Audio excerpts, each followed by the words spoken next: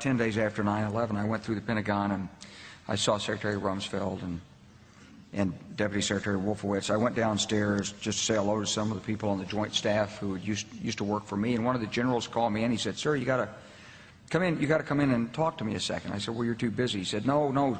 He says, "We've made the decision. We're going to war with Iraq." This was on or about the 20th of September. I said, "We're going to war with Iraq. Why?" He said, "I don't know." He said, "I guess they don't know what else to do." So I said, "Well, did they find some information connecting Saddam to Al-Qaeda?" He said, No. He says, "There's nothing new that way. They just made the decision to go to war with Iraq." He said, "I guess it's like we don't know what to do about terrorists, but we've got a good military and we can take down governments." And he said, "I guess if the only tool you have is a hammer, every problem has to look like a nail." So I came back to see him a few weeks later, and by that time we were bombing in Afghanistan. I said, "Are we still going to war with Iraq?" And he said, "Oh, it's worse than that." He said, he reached over on his desk, he picked up a piece of paper, he said, I just got this down from upstairs," meaning the Secretary of Defense's office today, and he said, "This is a memo that describes how we're going to take out 7 countries in 5 years, starting with Iraq and then Syria, Lebanon, Libya, Somalia, Sudan, and finishing off Iran." The truth is about the Middle East is, had there been no oil there, it would be like Africa. Nobody is threatening to intervene in Africa. The problem is the opposite. We keep asking for people to intervene and stop it. And there's no question that the presence of petroleum throughout the region has sparked great power involvement. Whether that was the specific motivation for the coup or not, I can't tell you, but there's always been this attitude that somehow we could intervene and use force in the region. This is CRS Zenith Radio Syndicate. I'm your host and moderator, and your commander, Segul Bragaducci.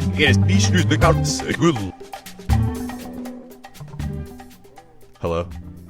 What's up? Hey, sorry, I should have rehearsed that. It was very entertaining. What's your middle name? Alan. Oh, I didn't know that.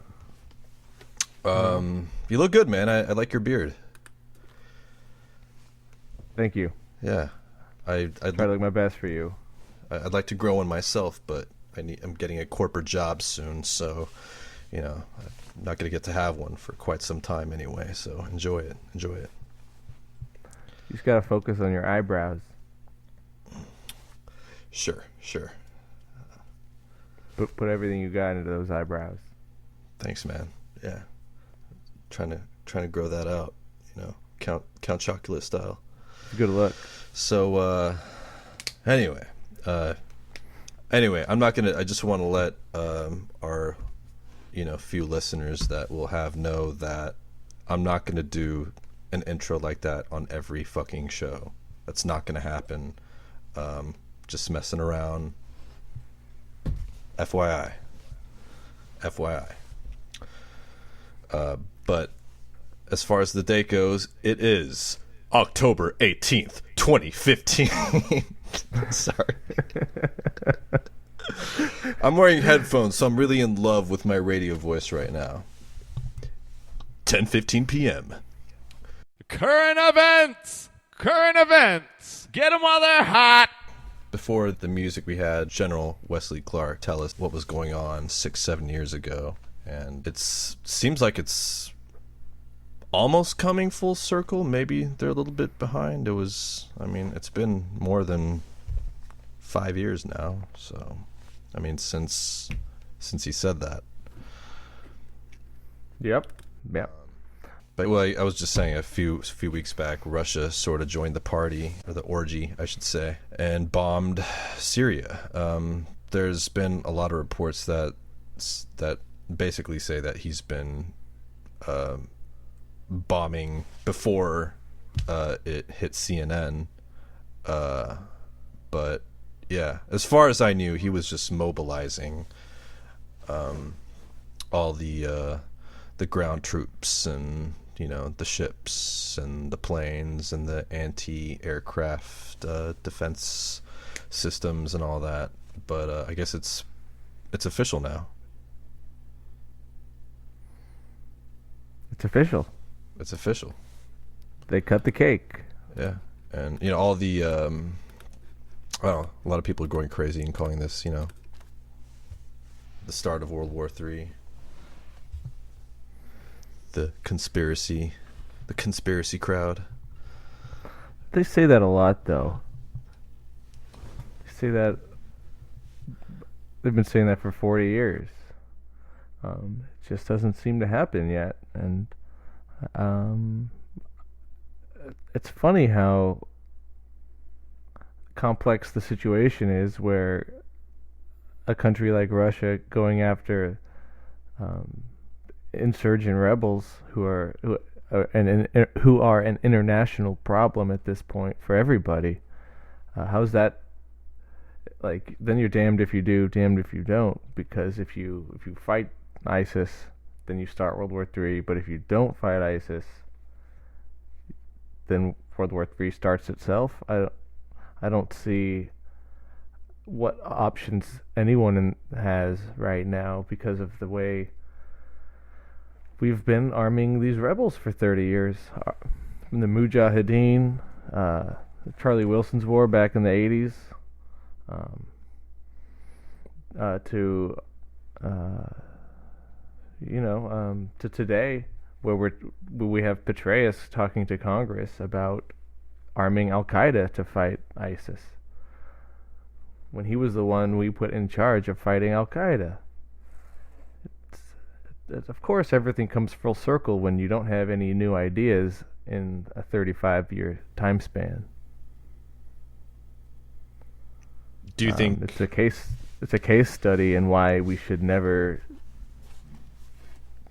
take these types of interfering actions to destabilize sovereign countries? Obviously, yeah, one of many case studies. You cited the Mujahideen, which morphed into what we know of as Al-Qaeda, and it seems like they're sort of, they just got sick of Al-Qaeda, so they, when I say they, that's kind of a loaded term, but it seems like they had to rebrand the whole terrorist boogeyman into ISIS, which I don't really know of a lot of terrorist groups who would choose English acronyms to call themselves. That's a good point. Or some such, or where fucking black in the desert. I don't know anybody who would do that. You got to meet more jihadists then. Apparently I do.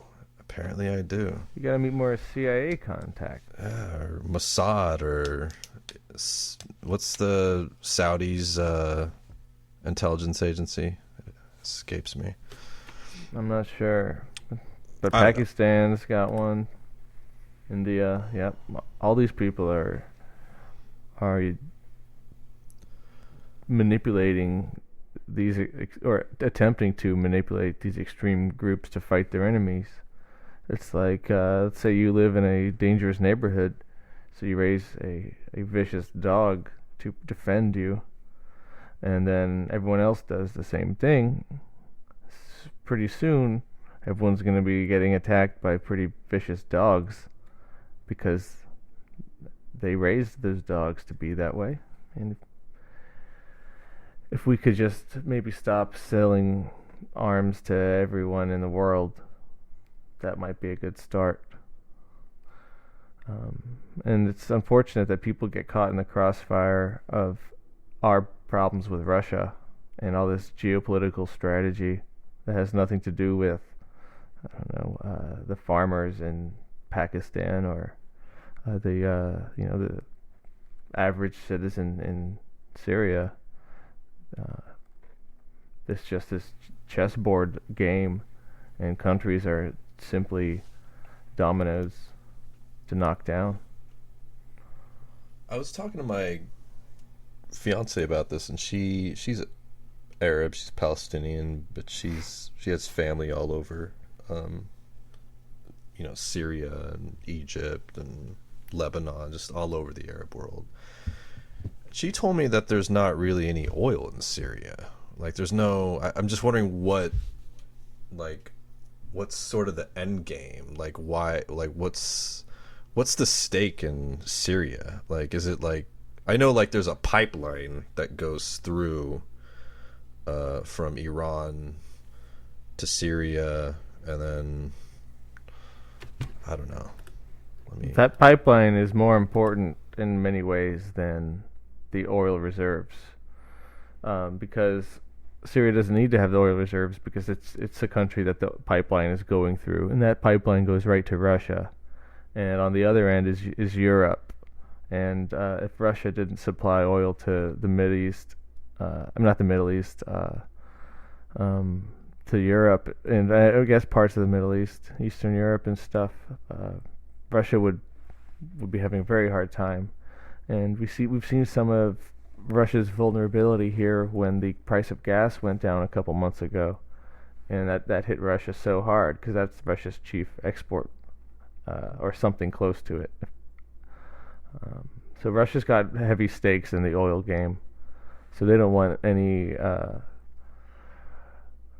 competition in that market, especially a competition that seeks to eliminate all their interests. It's not really anything that the U.S. hasn't tried to do in other countries where we've got Halliburton's pipelines and all that stuff that happened in the turn of the millennium, that we were there for pipeline reasons as well, along with a bunch of other reasons. So pipeline can be very important. It's kind of Russia's lifeline to the rest of the world.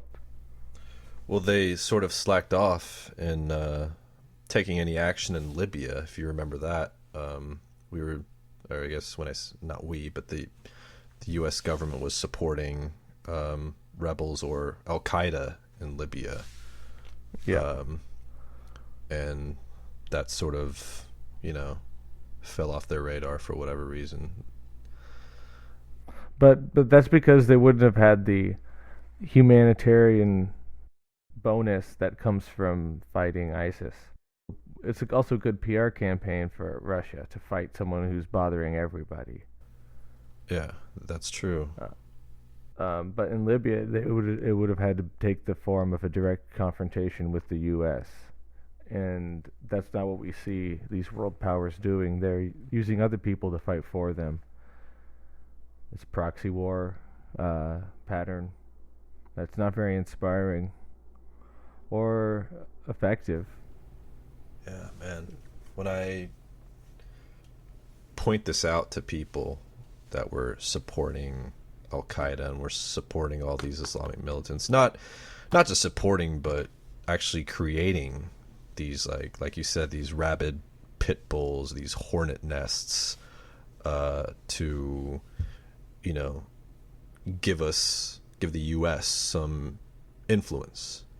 And when they think about that, there's a huge double standard in their minds, because then they revert back to 9/11, and then after 9/11, well, that's why we went to Afghanistan. Like, after 9/11, well, why would we support the very people who caused 9/11? And then you have to take them back to the conspiracy, or you just say fuck it and don't. In my case, because I don't know, it's a lot of mental baggage and regression that you have to get into. And I did get into it once with a friend of ours,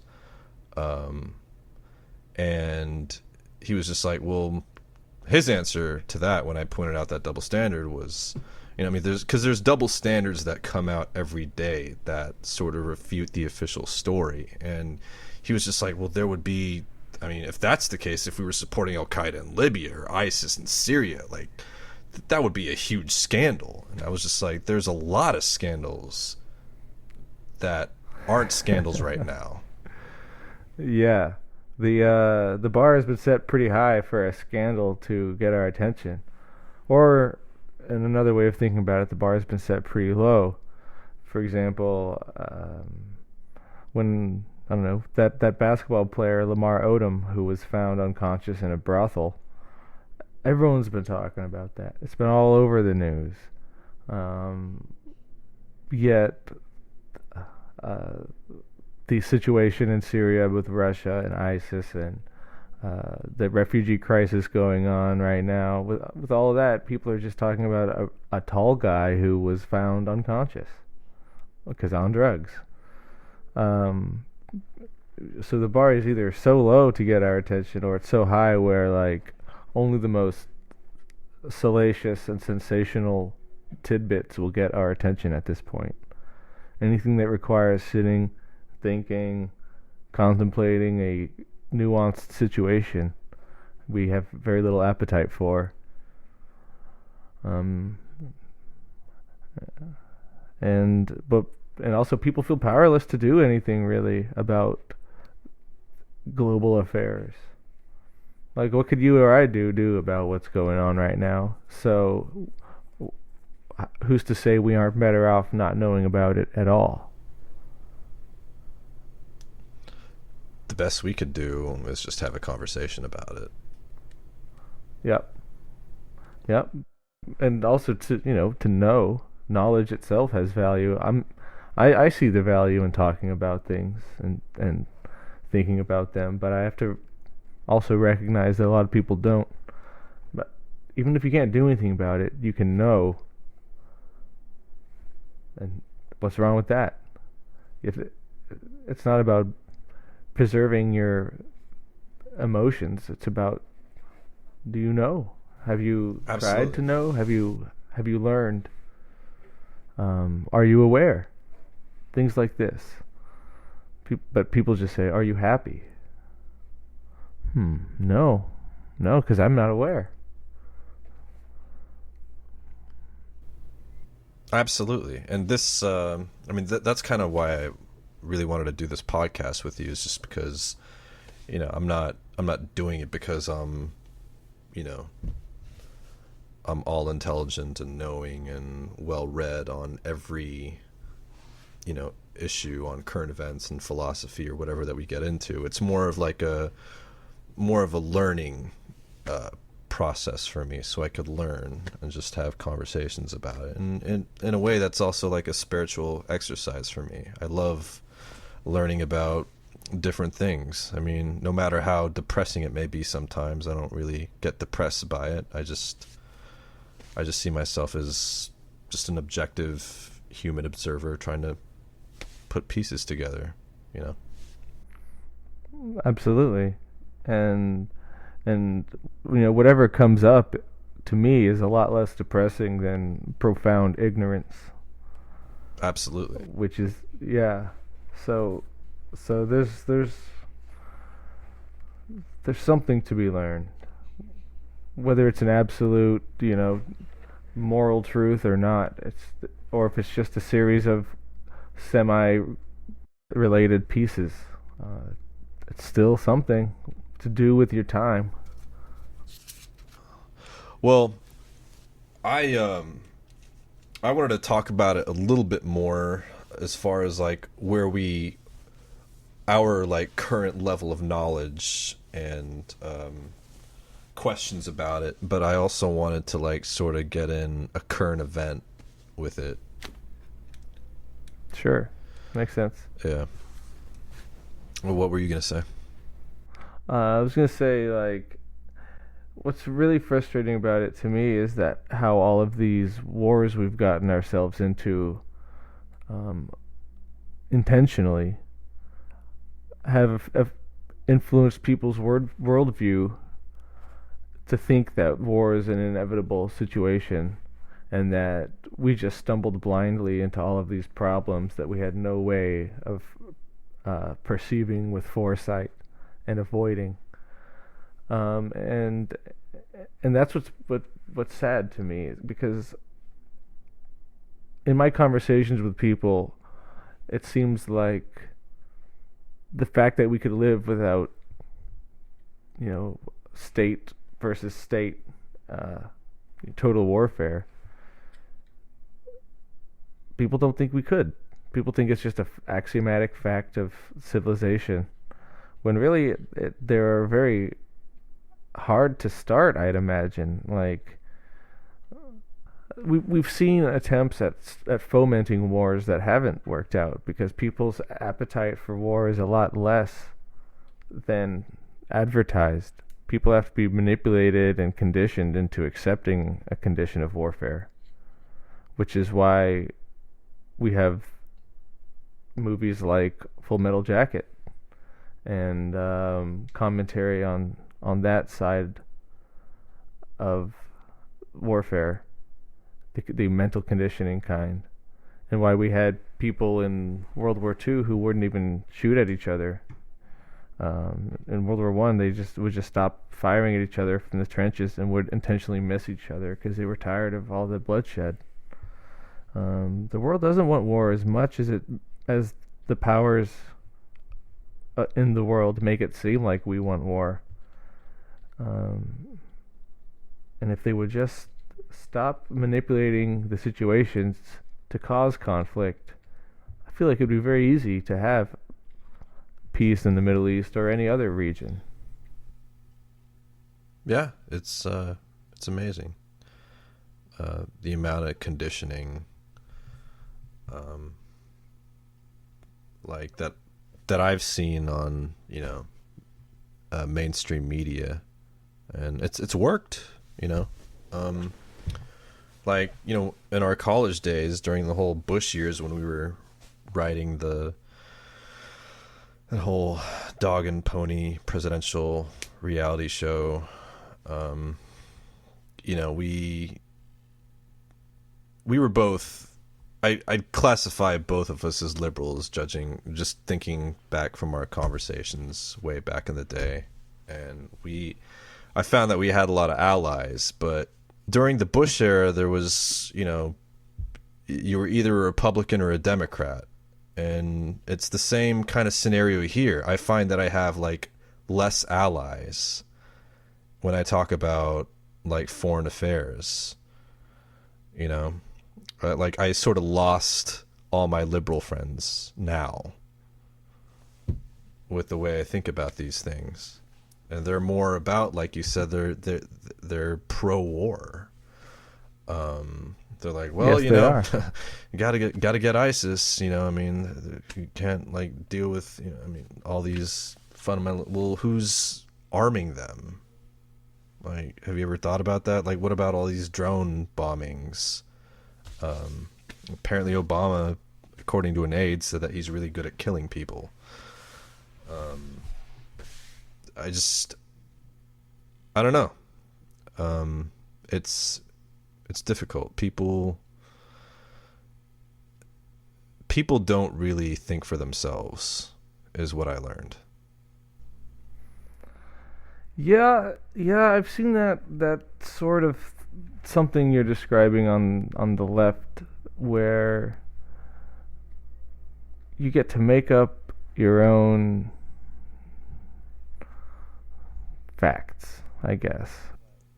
Well, it's not what they're thinking. It's what Rachel Maddow's saying, or Anderson Cooper, or right. Yeah, it's not like they're coming up with their own facts independently as individual free thinkers. But it's that there's a orthodoxy. Right. They just have these talking heads have like a sort of a liberal bent, which makes them appealing. But then, they're basically spin doctors, just on another, like, just with another cult way of thinking.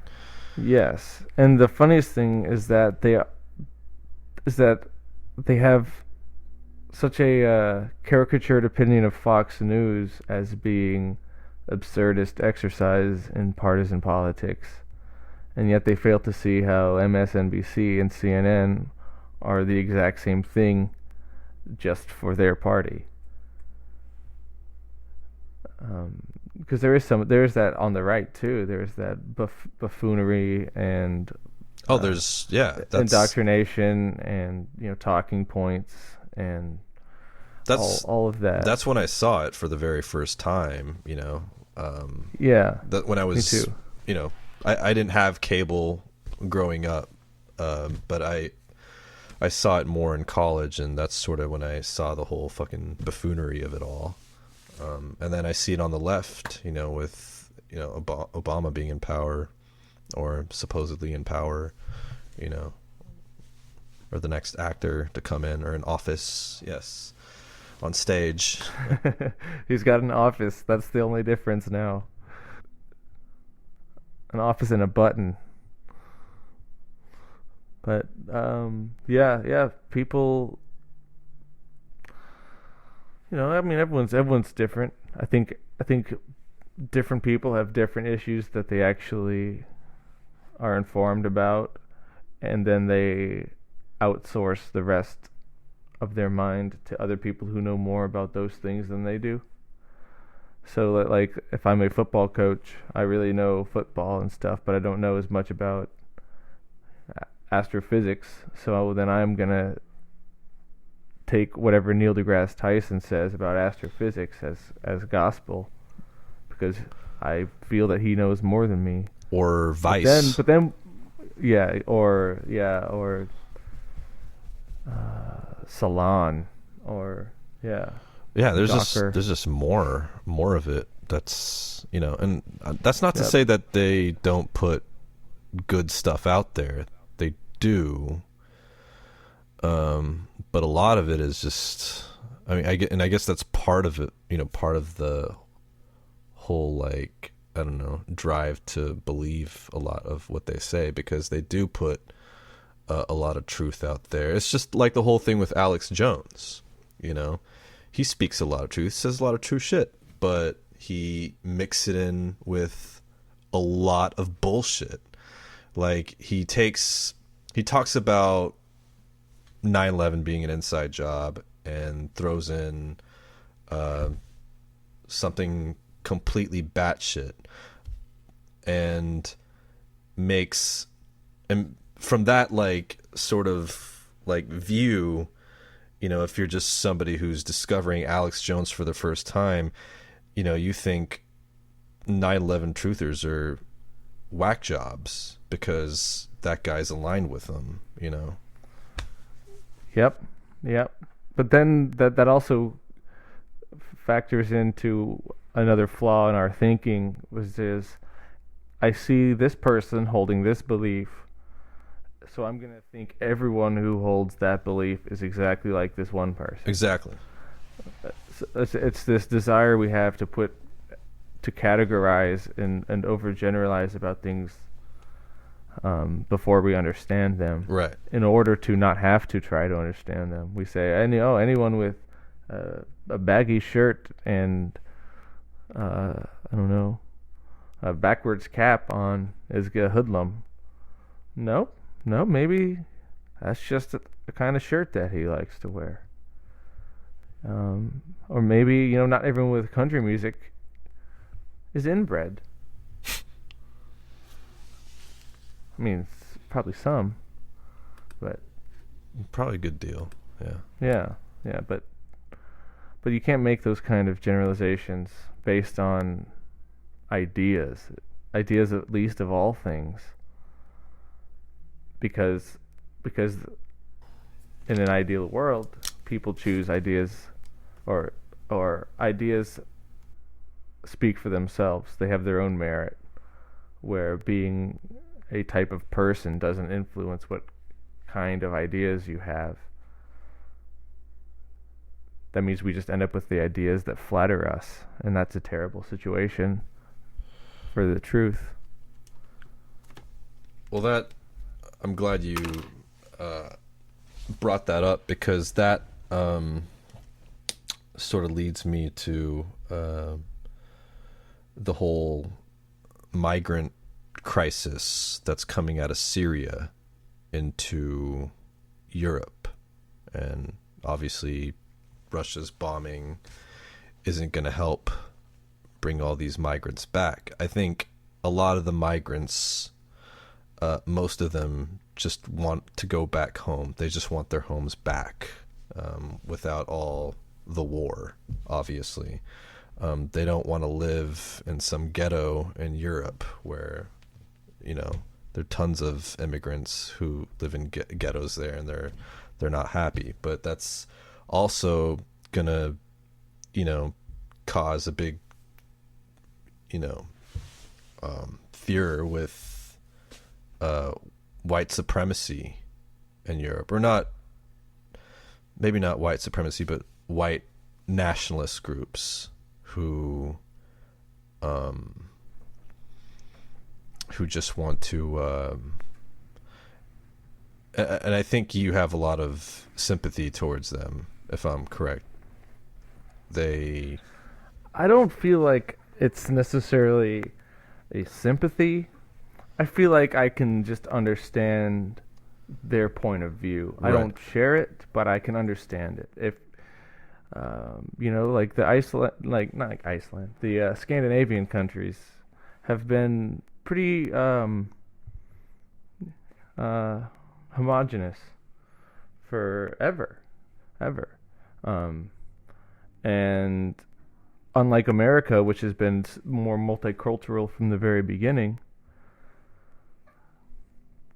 Europe is a lot less receptive to those ideas, especially when they're coming from the political leaders forcing them to hold these ideas. It's one thing if you hold this idea and your representative advocates for that idea you hold. That's one thing. But if your representatives are telling you how your country is going to be from now on, and it's very strange and unknown to you, and leaves kind of your cultural traditions in doubt, I could understand how that could become a political issue for someone in that situation. And it is something that I don't think governments should just tell the citizens what their demographics are going to be from now on. Fundamentally, it's a very undemocratic way of changing national policy, is to change the demographic and to change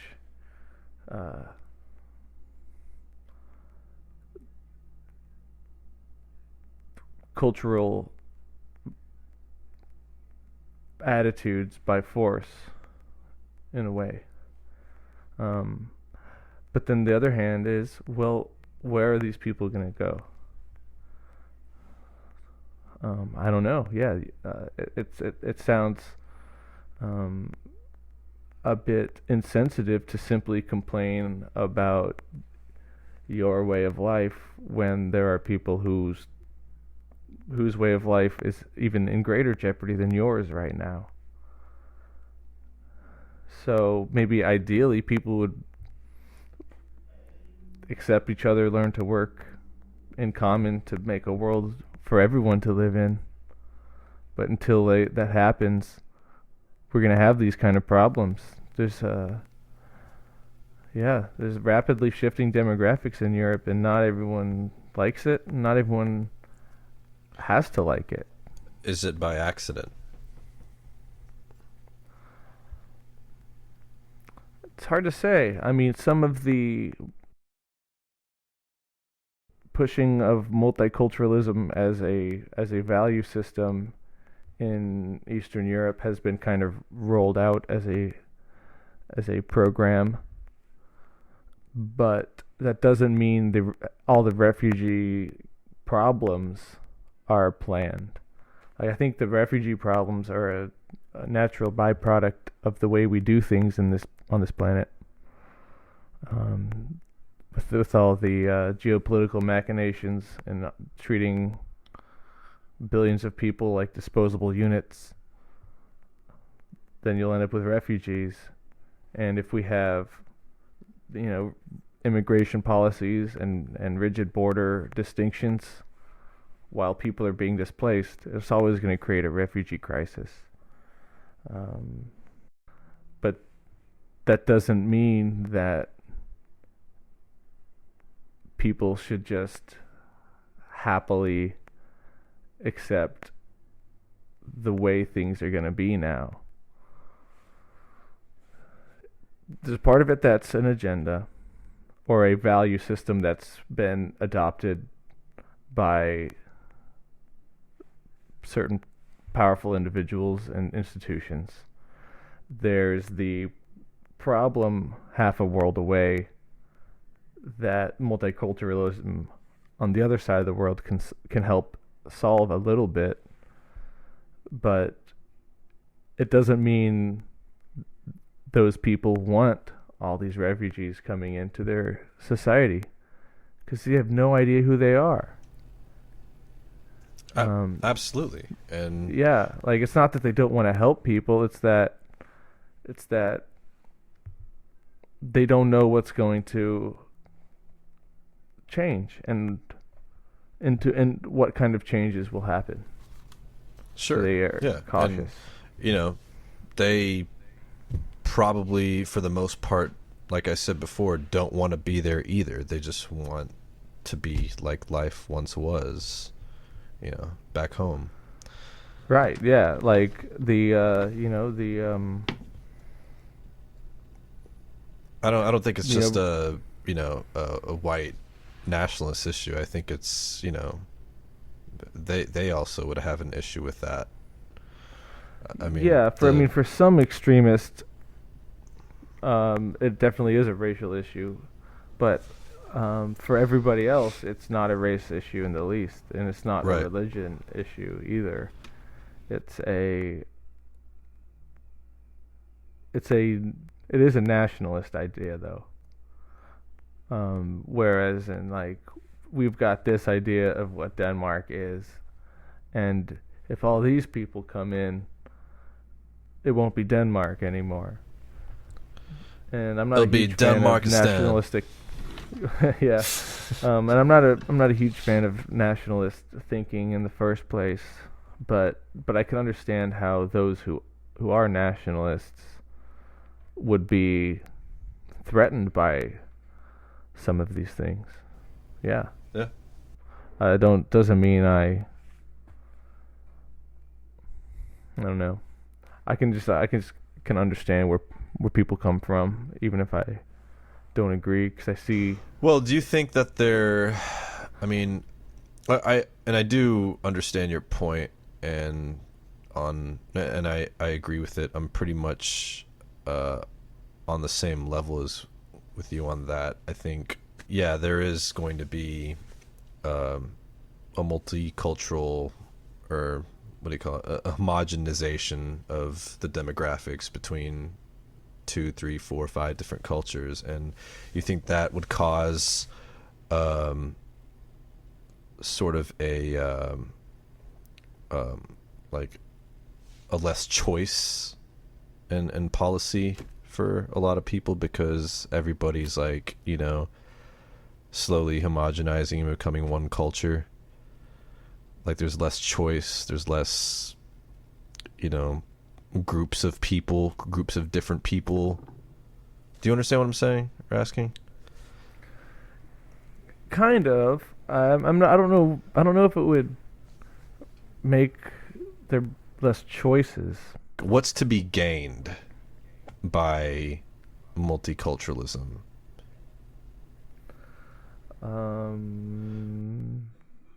There's a lot of things that you could gain. Not from the individual standpoint, but from the rulers. What do they have to gain with? Well, it's helpful to talk about both of them, but we can start with the institutions, how it would benefit them, and institutional powers.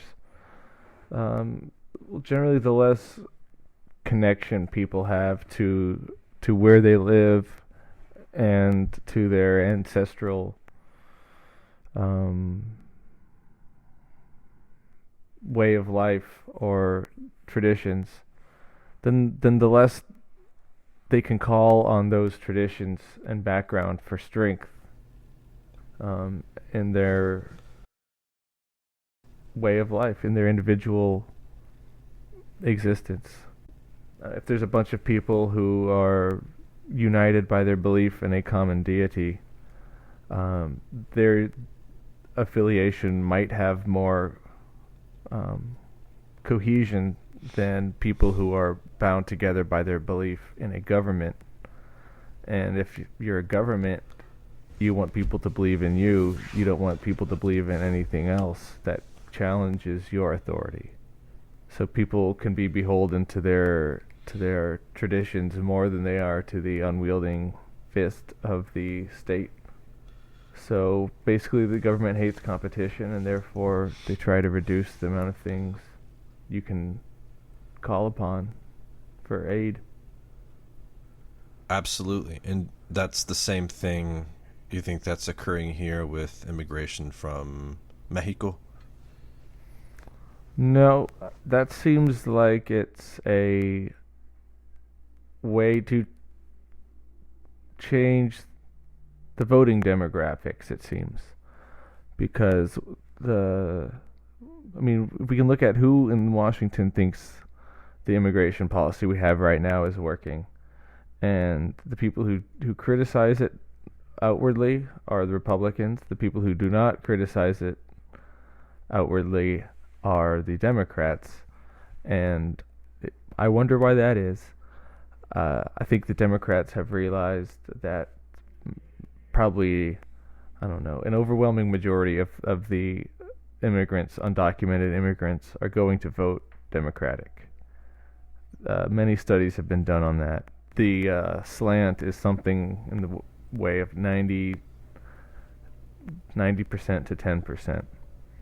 So if you want to get a new majority for your political party, all you need to do is get a bunch more voters who vote that way. And there's a lot of them coming out of Mexico. I think that's a good place for the Democrats to find their new voters from. It's a very pragmatic move, but it just kind of short-sighted, I think. I thought you didn't believe in the voting system or the presidential elections, and I didn't think that, like, that. I thought all that stuff was kind of a show.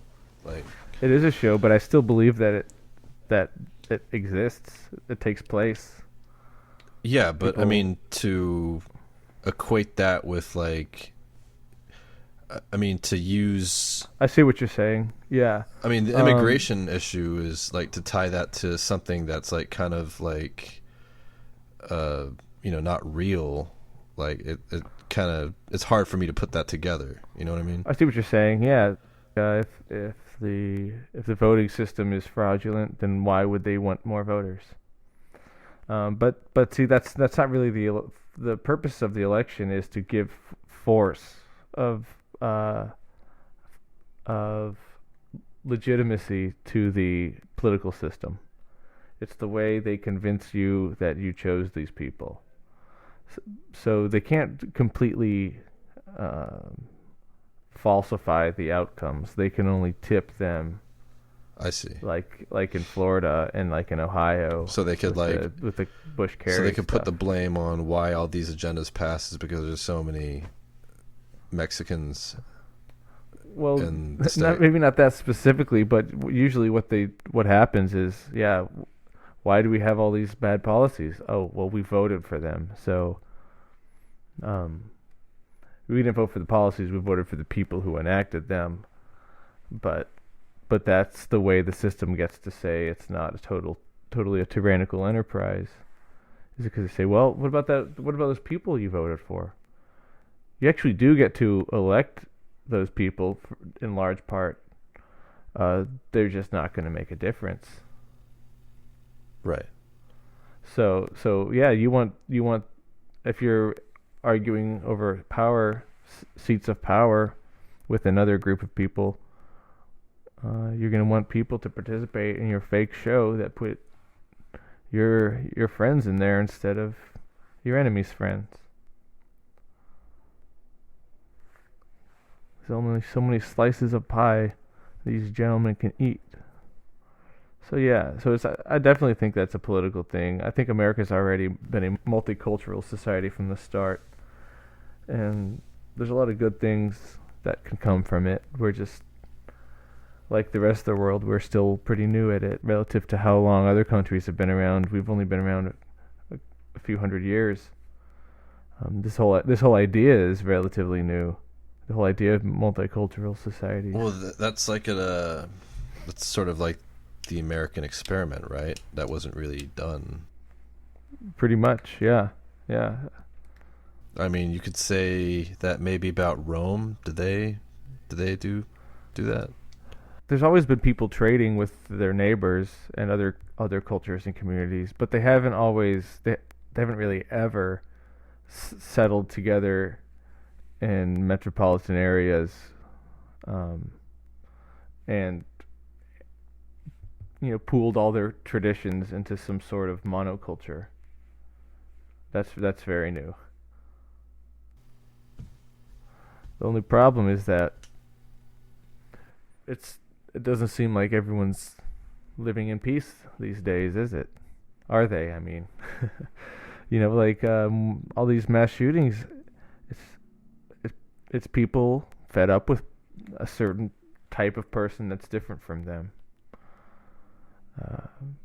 Like the white guy shooting everyone in South Carolina, and then there was the black guy who shot those people at the TV station, who was tired of being oppressed. Oh, the one who shot him live on TV. Yeah. Yeah. Yeah. So one of the dangers of a multicultural society is that people will not be tolerant of each other. And that's something we've all got a long way to go at doing if we're going to share a world together. But I think it's certainly possible. There are people who think we can't succeed in that, and it's not possible, just because of inherent racial differences. And I don't buy that at all. So if they're trying to push multiculturalism, and I know you feel the same way about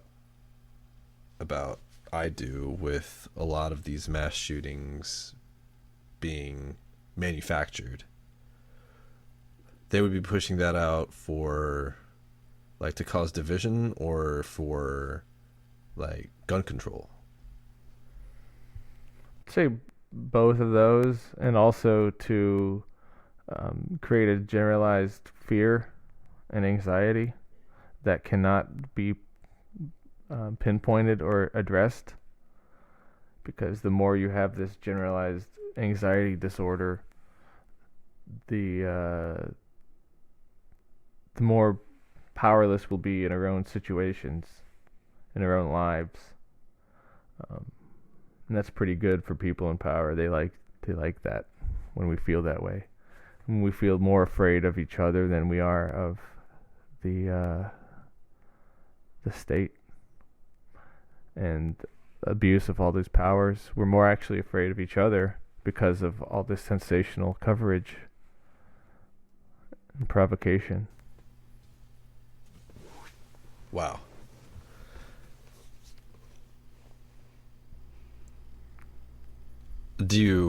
Have you picked up on any inconsistencies with any of the latest shootings? Have you followed that? I haven't really. The last time I really looked into that was, way back when, with the whole Sandy Hook thing. Just because, that was, I don't know, the whole, narrative with that was really intense. Because they were, because they were children, Yep. Now with these, it seems like it's more of a race card. They're trying to just make them intense in different ways, very much so. They're trying to make different groups of people hate other different groups of people. Yep, there are cards on the table. And all right, we got children, we got black people. All right, we got Christians who are getting killed. Good. Yep. Sorry. I'm just But yeah, I'm trying to that's, think like him. divided people aren't capable of very much, let alone inspiring each other. The only time anybody will give up their guns is when the government does it. But even if they were to say, hey, we're going to give up all our guns, all our tanks, they're going to lie, given their credibility. But say if somebody throws out the point, well, what the fuck are you going to do with your AR, what is it, the AR-17? What's the one that got banned? What are you going to do with your AR-15 when the government has tanks? Like, what are you going to do with your, Ruger 22? Like what good is that going to do you if we fall into a Agenda 21 authoritarian state? Like, how's that gun going to help you compared to what the government has? Why are you so gung-ho about it? How did the Vietnamese people resist the United States Army? Sometimes many of them didn't even have rifles. They had trap doors with spikes. There are ways of fighting asymmetrical warfare. I don't expect every anti-gun person to understand much about warfare and combat or conflict. But if they did, I don't think they would make that argument. You just don't stand in front of them firing a couple rounds at a time. You find another way to adapt where you can exploit your, the weaknesses of whoever you oppose. If their strength is having more artillery than you, then you don't engage them head to head in an artillery situation. You'll find other ways to do it. I mean, the one thing, the people have a bunch of other things that they can use to combat other aspects of a struggle in a way. Like, I think people in generally are a lot better at using technology than the government. People are a lot better at managing resources than the government. And also, you'll be a lot worse off in the face of tanks if you don't have an AR-15.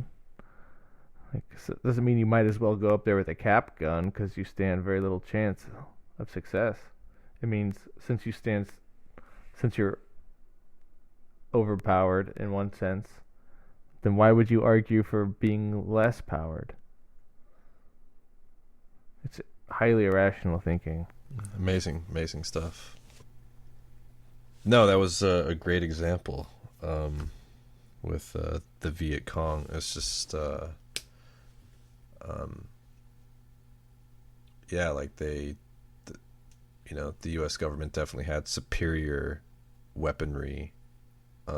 But now it seems like it's just really, really easy to kill people than it ever was before with drones and with different chemicals such as white phosphorus. I think during Vietnam they were sort of beginning to sort of play around with like the early weaponry that it's become today, and like it's still advancing to ways that we can't even imagine. Like, think of what we don't know with all the Black Ops projects and all that stuff. That's true. There's also no indication that all the people who do have access to that technology are all in favor of using it on American citizens. there's no reason to assume that they are. Right. The people in the government that it's a little safer to assume malintent from would be, I don't know, the usual suspects, but scientists and stuff, and a lot of the tech personnel probably have very strong revulsion when they think of using exotic weaponry on American citizens simply to control them. I don't think every muscle-bound flat top that comes out of training camp is ready to do that either, or knows how to use a lot of the technology that we're talking about. Right. So I don't know. I don't think it's a paranoia situation, a time for paranoia, for example. Definitely. The Middle East. Since we're already talking about the Middle East, did you hear about, they say it's like a new, different uprising in Palestine with the whole stabbing situation. Have you heard of this? I have not. Well, there's been a recent wave of stabbings across Israel. And these are stabbings by Palestinian people. It's not stone throwing. It ain't bombing. It's stabbing time. Sounds like the Sons of the Harpy on Game of Thrones. It's just, when I look at things like this, it's just another sign of, a lot of people call it just senseless hatred, that, and a lot that the Palestinians are indoctrinated with. But it's just, to me, it's just another sign of desperation from, a ghetto or an open air prison that refuses to be docile. Yeah, I think it's some degree of both. I'm not sure, what fraction, but it's definitely, because you talked about how people are indoctrinated to kind of, I don't know, use these violent tactics for political reasons. But then on the other hand, you're saying it's a people who wish to be free and to have legitimate right of statehood, who refuse to just lay down and die, give up. But I think you need a certain amount of education and infrastructure to have a people united in resistance, if that makes sense. That's part of the problem, though.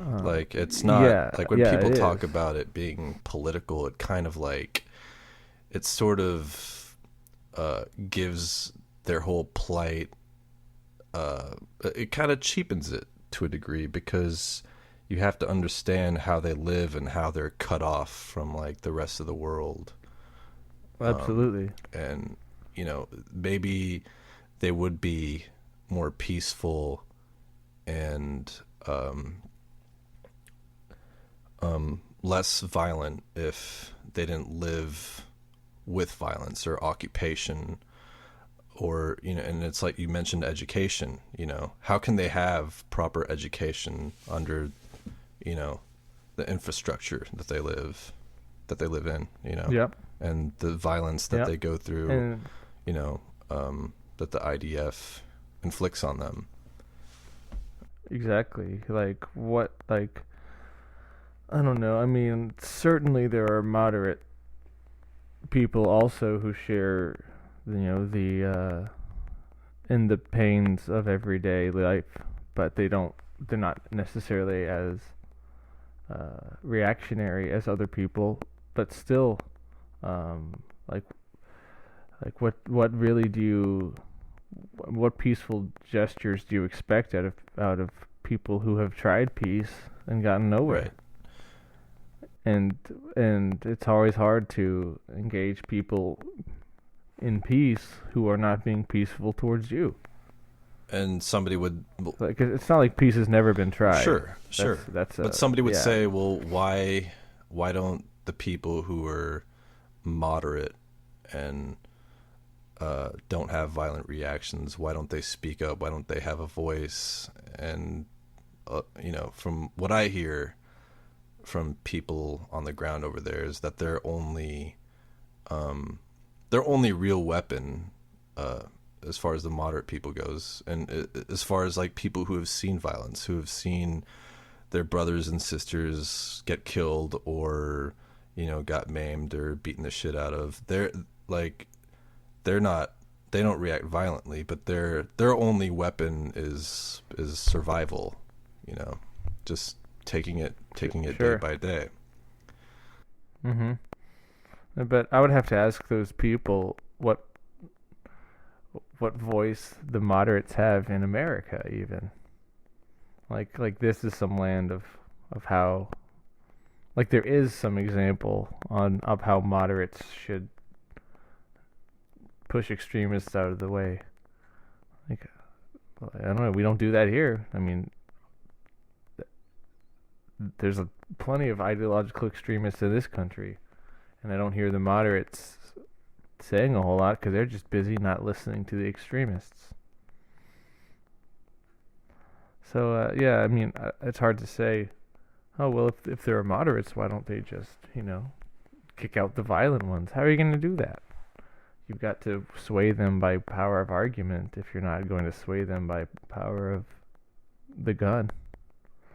And people who are not, it's very hard to reason someone out of a position that they didn't reason themselves into. I don't see how anything is going to change in that part of the world until compromise can occur. Do you think it's in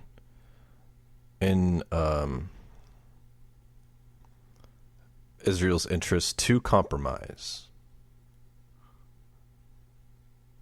for a two-state solution? Because from what I hear, Netanyahu is totally against that.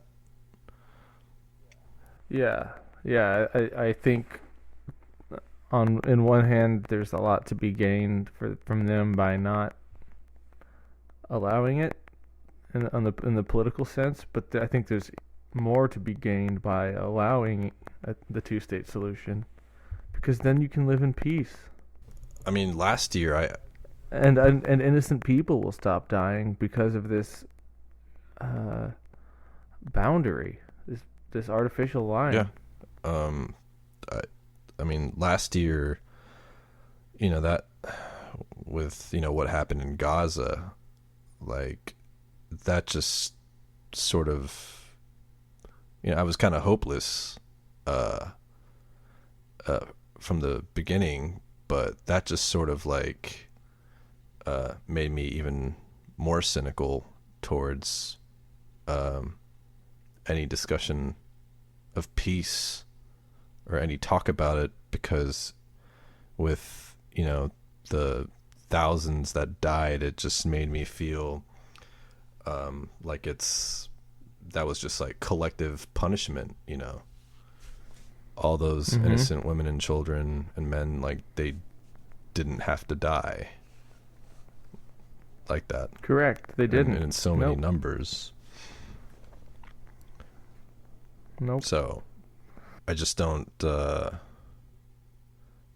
kind of see it as like ethnic cleansing to a point. Like initially it was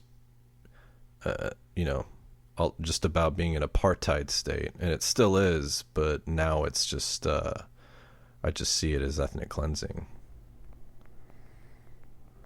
Yeah, it does look like that, doesn't it?